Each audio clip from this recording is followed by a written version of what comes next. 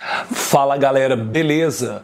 Hoje nós iremos falar um pouquinho a respeito da membrana plasmática, mais especificadamente do modelo do mosaico fluido.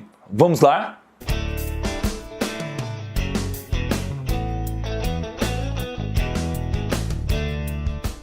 Nós sabemos então que existem seres unicelulares, pluricelulares, onde os unicelulares são aqueles formados por somente uma única célula e os pluricelulares por duas ou mais, né? Centenas, milhares, milhões, bilhões de células, né?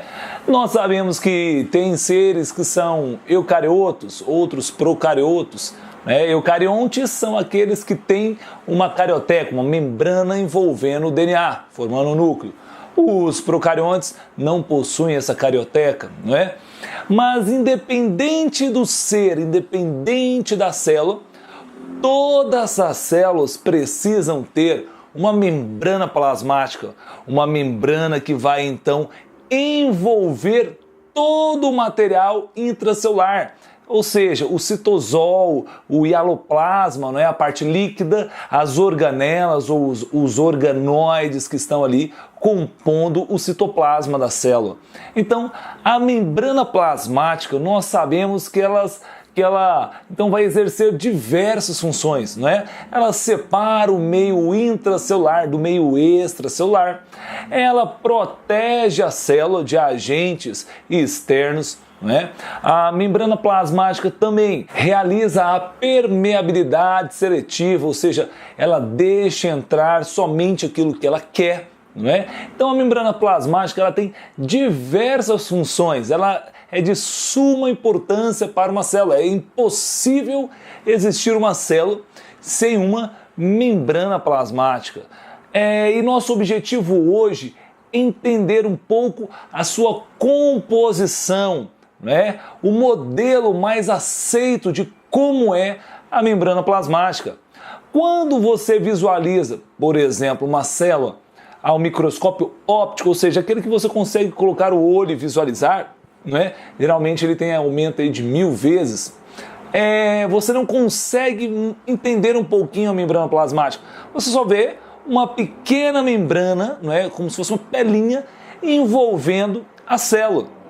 Quando você vê também ao microscópio eletrônico, você também não consegue visualizar muita coisa, diferenciar muita coisa lá na membrana plasmática, né?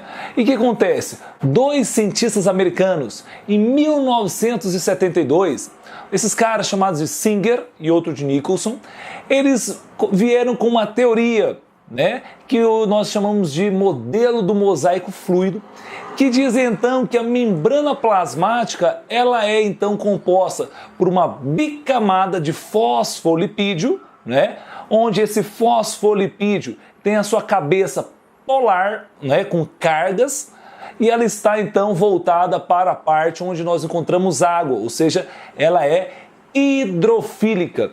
E as suas caudas, né, elas não são polarizadas, né, são apolares, né, e eles estão voltadas para o interior da membrana, porque elas são hidrofóbicas, elas não gostam de água. E nessa bicamada fosfolipídica, nós encontramos também algumas proteínas.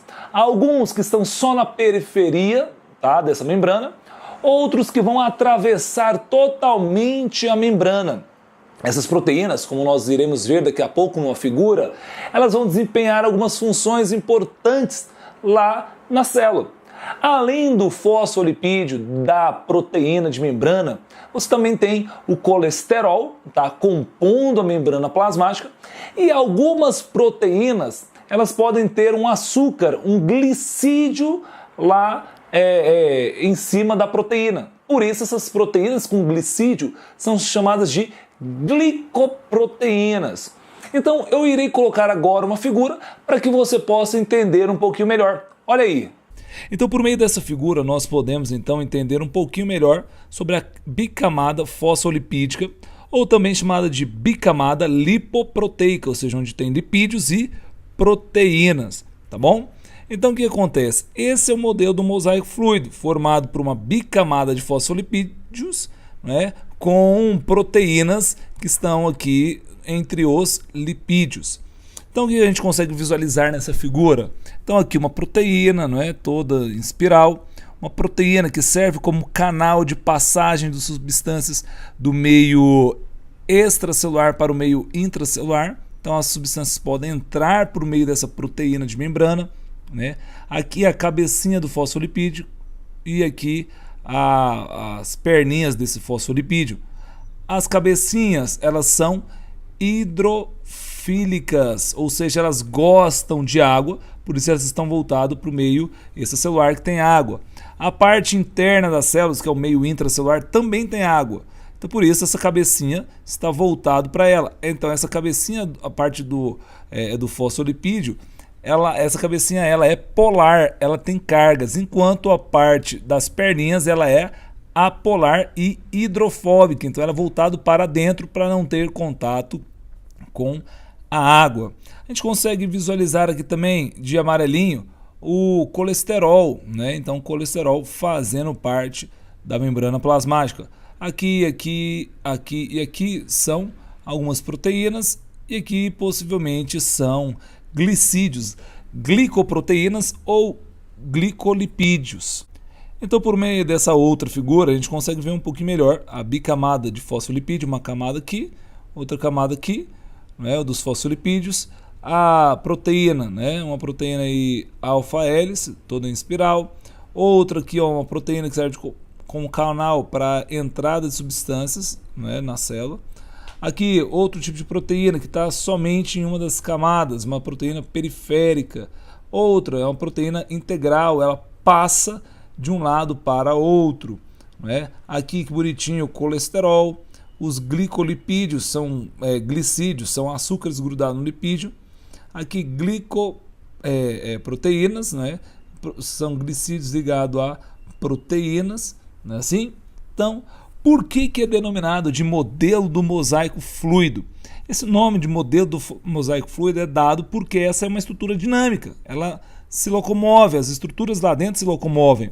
As proteínas, elas não são fixas, elas são fluidas, ela pode sair daqui, ir para cá, essa ir daqui para lá, essa vem para cá, essa aqui para lá, essa aqui para cá, elas podem se mover entre os lipídios, tá? Apesar de ela mover entre os lipídios estão unidos um ao outro, não é? Para formar essa membrana.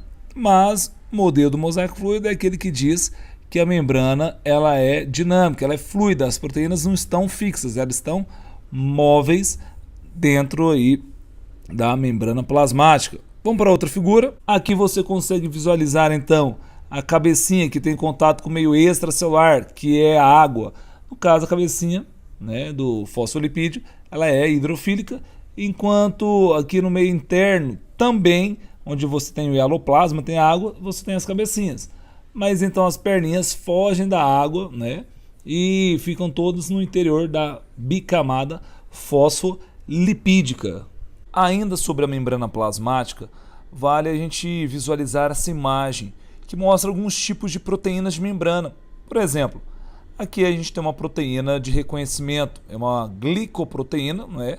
Que é aqui um glicídio ligado a uma proteína, que vai então servir para que quando uma outra célula, um anticorpo, encoste aqui nessa membrana plasmática, de acordo com essa glicoproteína, elas vão conseguir então se reconhecer, não é? Então é uma proteína de reconhecimento. Nós temos também aqui uma proteína que é de recepção de sinais. Por exemplo, quando um hormônio chega aqui, ele então, se ele for específico para essa proteína, esse hormônio então consegue se ligar a essa proteína e fazer com que ocorra a passagem, a transformação nessa célula, não é? Então é uma proteína de recepção. E ainda aqui nós temos uma proteína de transporte, fazendo com que então facilite a passagem de substâncias, né, para o interior da célula. Então você tem proteínas que fazem transporte ativo, né, por exemplo, na bomba de sódio e potássio, e também você tem proteínas que fazem transporte passivo, como então as proteínas que deixam passar a molécula de glicose. Existe também alguns vídeos que você pode também procurar aqui no canal a respeito de membrana plasmática, processo de fagocitose, pinocitose, plasmocitose, não é? Transporte pela membrana. Então, pessoal, ficamos por aqui. Espero que todos tenham gostado. Se você gostou, curta esse vídeo, compartilhe com seus colegas. Se você ainda não é inscrito, se inscreva no canal, porque dessa forma você vai então estar apoiando esse canal para que ele possa ser divulgado mais pelo YouTube, para que outras pessoas possam também ter acesso a esse conteúdo. Um forte abraço, até mais e tchau, tchau!